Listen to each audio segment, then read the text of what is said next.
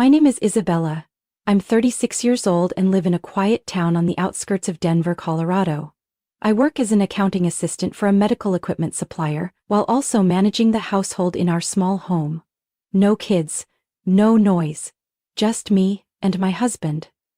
Tyler. Tyler is the same age as me. He works as a sales team leader at a major real estate firm. He has a polished appearance, a persuasive voice, always dressed in crisp shirts with a trace of expensive cologne as he walks by. To outsiders, I probably seem lucky, but they have no idea how cold it feels inside this house.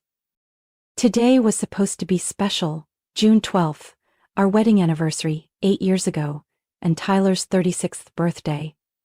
I took a half day off from work, drove over 30 minutes just to get his favorite red wine, and stopped by a specialty butcher shop to pick out a cut of Wagyu short ribs. I'm not a great cook, but I did everything I could to make this dinner memorable. I strung up lights around the balcony, laid out an ivory tablecloth, arranged the silverware in perfect order. The custom cake I ordered was ready in the fridge, a simple one with smooth vanilla frosting and a small message on top.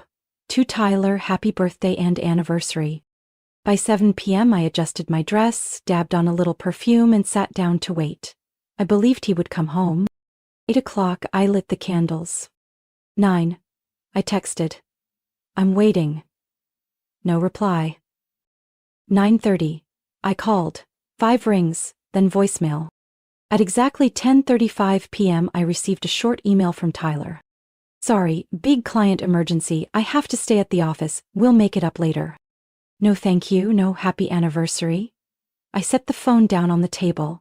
The candles had burned out long ago, the cake was still untouched in the fridge, and I stood frozen in the golden glow of the dining room lights, still holding the folded napkin I'd prepared for him. I didn't cry, but something inside my chest shifted out of place. That night I put everything away, boxed up the meat and stored it, took down the lights, wiped the table. No one enjoyed the dinner. There was no one to celebrate with. I lay down around midnight, still in the wrinkled dress I had picked out for the evening.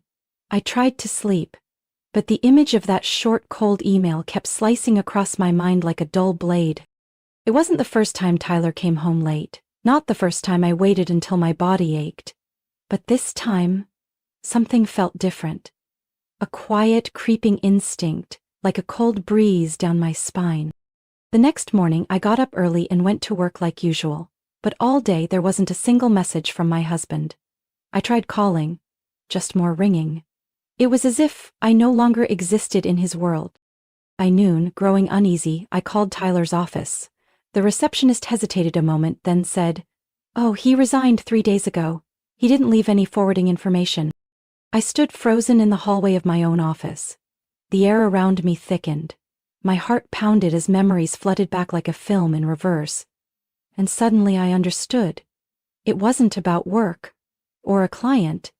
He had chosen to vanish, and I, his wife of 8 years, was the last to know. Right after work, I rushed home. Every turn of the wheel felt like bracing against a rising tide. I unlocked the door to our 3rd-floor apartment, the place that once felt like a haven, now thick with suffocating silence. My eyes immediately fell on the shoe rack, a glaring empty space in the 2nd row. Tyler's favorite brown leather shoes were gone. I called out, "Tyler?" No response. I hurried to the bedroom, and my heart sank like a stone.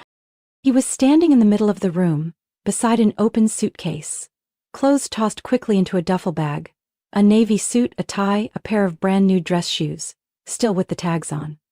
Items he never wore to any regular meetings. "What are you doing?" I asked, voice hoarse. Tyler looked up at me like I was a stranger.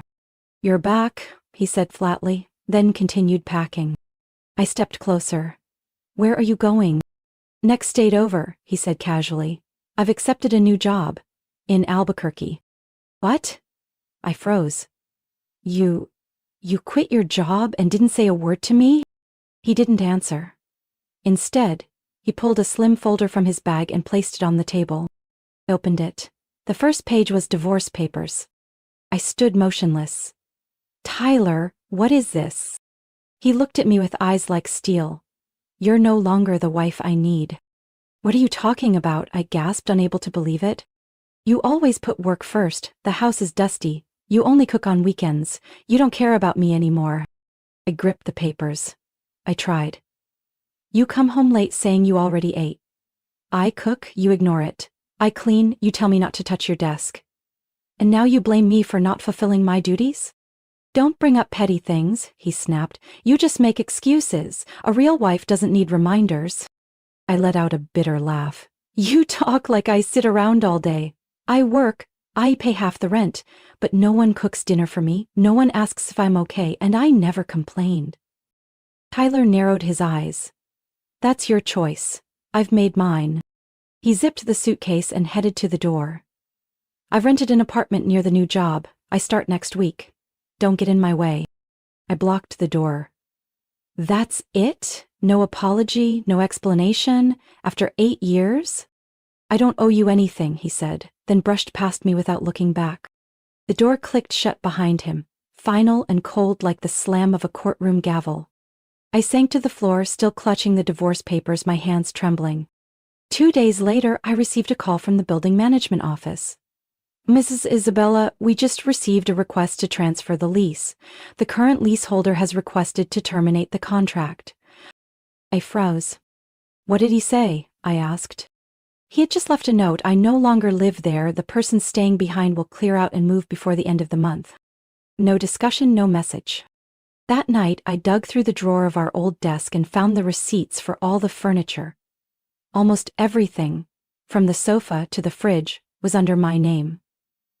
The only things he took were clothes and a few small tech items. Tyler left like a stranger, but it was that very coldness that finally woke me up. I looked around the apartment, everything was still there, except the marriage. I didn't sign the divorce papers right away. They sat on the table for 3 days, like a scratch that hadn't started bleeding yet.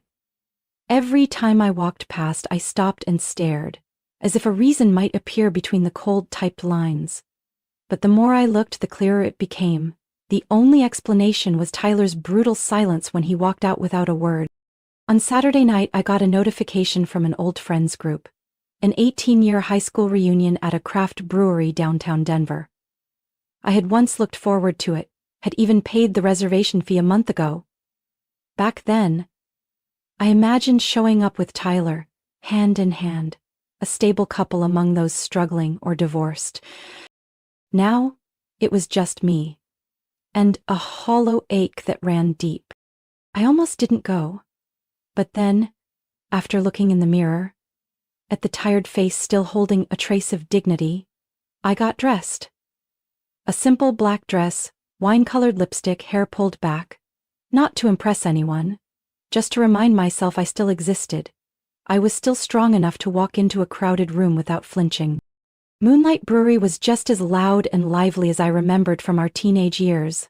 Laughter, clinking glasses, and the hum of old stories echoing from every corner. I stepped into the noise, feeling out of place at first, until a familiar glance made me stop. "Hey, Isabella." I turned. It was Nathan, the guy who used to play bass in the school band. Now he had a bit of stubble, a warm, settled look.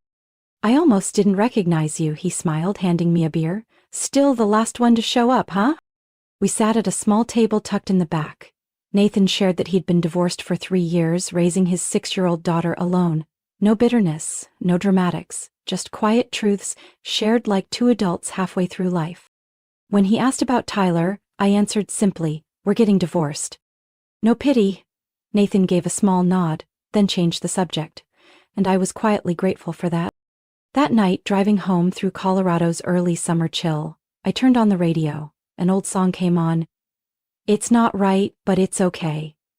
The lyrics hit like a punch to the chest, pulling up a flood of memories. Cold dinners left untouched, unread messages and hugs that had faded into nothing.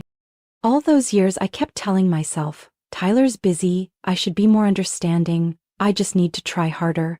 But facing the bare truth, I realized I had lived like a shadow, always finding reasons to excuse someone else's neglect. Sunday morning, as I was making coffee, my phone rang. The screen lit up. "Tyler." I hesitated a few seconds, then picked up.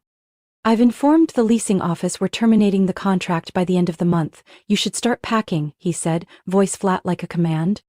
I stayed calm. You don't think you should have asked if I had somewhere else to go? You're an adult, figure it out, he replied bluntly. I set my mug down and spoke slowly. Good. I'll sign. Tyler stayed quiet. And don't call again, I said firmly. Don't talk to me like I'm still the one keeping your house in order. Still no response. I hung up, no hesitation. I sat at the table, my eyes drifted over the divorce papers. Then, as if closing a chapter that had long since rotted, I picked up the pen and signed my name. Not a single tremor in my hand. Not a single tear. Just clarity, after so many years clouded by hollow promises. Exactly 1 week after I submitted the divorce through my attorney, Tyler sent me an email close to 10 p.m. The subject line held just one word. Proof. I opened it. Before I could even read the first line, a photo jumped out at me. A marriage certificate. Groom, Tyler Robert James. Bride, Marissa Ellis Whitmore. Stamped in deep red at the bottom, Bernalillo County, New Mexico. Date of registration, exactly 1 day after the court finalized our divorce. Before I could react, my phone rang. He called right after sending it. I picked up. Tyler's voice came through, disturbingly triumphant. You saw it, right? I got remarried. Life's never been better. I didn't speak, I just listened. And deep inside, something quiet began to shift. Her name's Marissa. 36, just like you, but she's mature, gentle, and... He paused. So beautiful you'd be jealous. I stayed silent. She's the only daughter of the family that owns the Whitmore real estate chain in Santa Fe. Her parents built us a small house near the Southern Hills. And the job? Her family helped me become the executive vice president at her company. That's why you needed the divorce so quickly? I asked, trying to keep my voice steady. Not entirely, he replied. I just couldn't keep living with a woman who always put work first and neglected her role as a wife. I let out a quiet laugh. And your new wife? She doesn't work? She chose to take care of the home.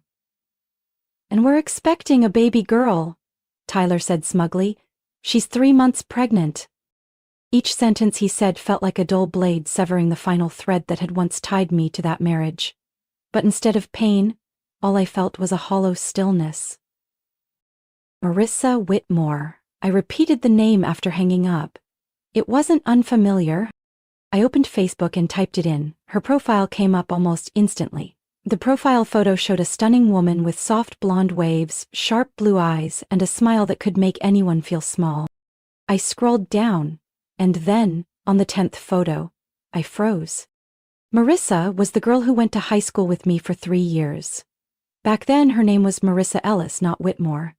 She was scrawny, had squinty eyes, a flat nose, and blotchy skin from makeup allergies. She used to sit in the back, barely spoke, and often got picked on by classmates. No way. I reopened the wedding photo Tyler had sent in the email. The bride in that picture looked like an entirely different person. Not a trace of the old Marissa Ellis remained. But I remembered those eyes. That slightly crooked tooth she used to get teased for. Bunny teeth. The way she always looked down when walking through the hallway. How could I forget? I called Lana, my best friend from high school. Do you remember Marissa Ellis? I asked. There was a pause on the other end, then Lana laughed. Not only do I remember her, I still have a picture of her from senior year. Why are you suddenly bringing her up? I told her everything. About Tyler, about the new marriage, the gifted house, the magically acquired executive title. Lana wasn't surprised. She changed completely after moving to New York to study art. Went through multiple plastic surgeries. Chin, nose, eyes, jawline. People called her Marissa too. But her personality? Still the same. Quiet, calculating, and very strategic about who she latches onto. I said nothing. There was a rumor she got involved with a much older married architect in Brooklyn, Lana added. Then she moved back to New Mexico and opened an art gallery. Guess she's leveled up now. I had no more questions. That night, I sat in my living room staring at Tyler and Marissa's wedding photo. Everything in the frame sparkled. Flowers, white dress, perfectly aligned teeth, and her bright smile. But I knew, Behind all that was layers of makeup, carefully crafted image, and a well-disguised motive. And he chose that. 1 week after Tyler's bragging call, I got a message from an unknown number. It was short. "Isabella, are you free? I need to talk, it's serious." I knew exactly who it was. I didn't respond. 15 minutes later he called. I picked up, not because I cared, but because something told me it would be worth hearing. "Marissa gave birth," Tyler said immediately. "A baby girl." I heard him swallow hard, then silence. I waited. "She doesn't look like me. Or Marissa, actually. She doesn't look like either of us." I tightened my grip on the phone, lips pressed together to stop myself from laughing. "Maybe she takes after someone on your side of the family," I offered, light as air. "No, I thought that too, but Isabella, do you remember when you laughed hysterically after I told you about Marissa? You knew something, didn't you?" Tyler's voice suddenly rose, nervous and panicked. I leaned back in my chair, a slight smirk on my lips. "I just found it interesting," I replied, holding back the sharpness in my tone. "Stop joking. I did a DNA test. The baby is mine, but I still don't get it. Why doesn't she look like either of us?" "I haven't told anyone, but you laughed like you knew something. Please, tell me." I gave a quiet chuckle. My voice was calm. "Do you remember your high school graduation album?" Silence. I continued. "I found it while packing up the old apartment. It was buried at the bottom of your desk drawer, covered in dust." "You were digging through my stuff?" Tyler sounded slightly irritated. "No, I was cleaning, as you requested," I emphasized. "And when I opened that album, I was stunned. A curly-haired boy with squinty eyes, crooked teeth, and acne-covered skin. It took me a few minutes to realize it was you." Tyler exhaled slowly. "I always wondered why in 8 years you never introduced me to your college friends, why you insisted on a small wedding with no friends, why there wasn't a single teenage photo in our home. Now I understand." "I changed, out of insecurity," he said quietly. "No," I replied, "you changed because you wanted to live a new life, but you forgot one simple truth: genetics can't be altered." Silence stretched out between us. "You think I'm ashamed of who I was?" "No," I said. "I feel sorry for an innocent child who's going to grow up with 2 parents who couldn't be honest. You hid your past. So did Marissa. And now you're surprised your daughter doesn't resemble the edited versions you both constructed? You think she's gonna look like that old version of me?" Tyler's voice wavered. "No one knows, but she will carry what's real in you. Your blood, your DNA, everything you've tried to erase." I could hear him inhale deeply. "What about Marissa?" I asked, cutting in one last time. "She cried, said she was exhausted from labor. But you know what's worse?" "What?" "She won't hold the baby. Every time she looks at the child's face, she turns away. Yesterday, her mom had to step in and hold the baby because she refused. I don't know what to do." I stayed quiet. A bitter heaviness rose in my chest, not for Tyler, but for a child already rejected by the very people who brought her into this world. I lowered my voice. "You once said I failed as a wife because I wasn't willing to sacrifice. But the one rejecting his role as a father is you." Tyler sighed, maybe about to speak again, but I stopped him. "You don't need advice from me. I just hope you don't project your shame onto that baby. She didn't do anything wrong."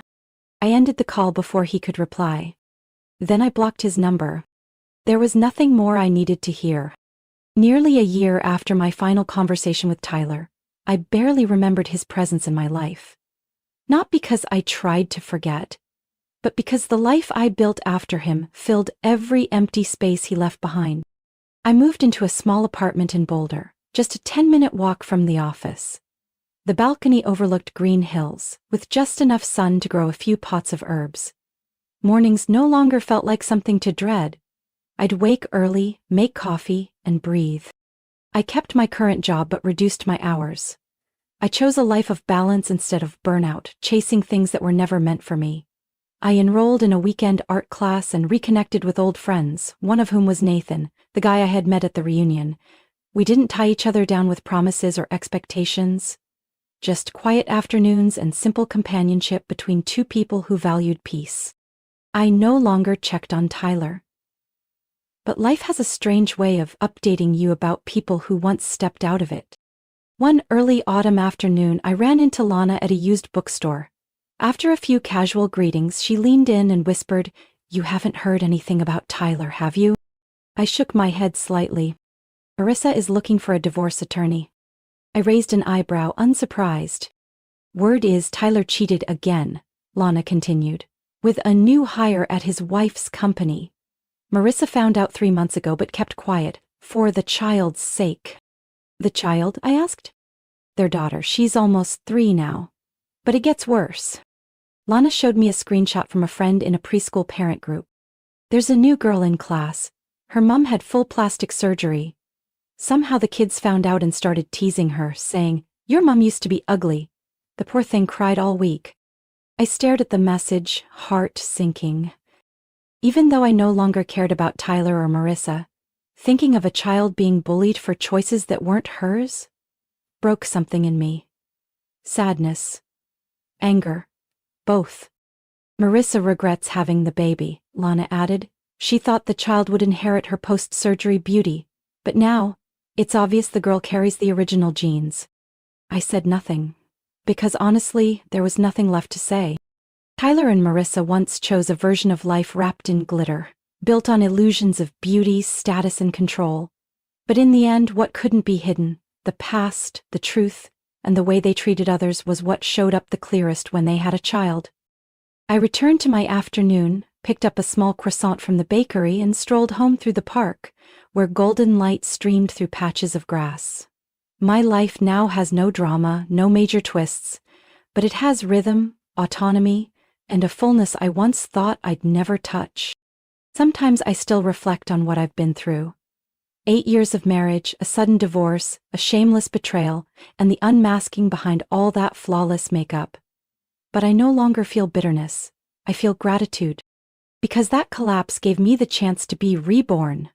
Not into someone new, but into myself. No compromises, no avoidance, no pretending to be okay.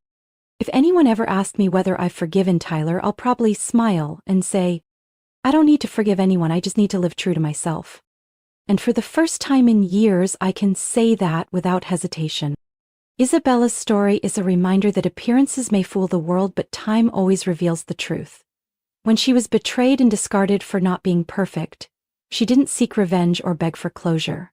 She walked away quietly and rebuilt her life from the inside out.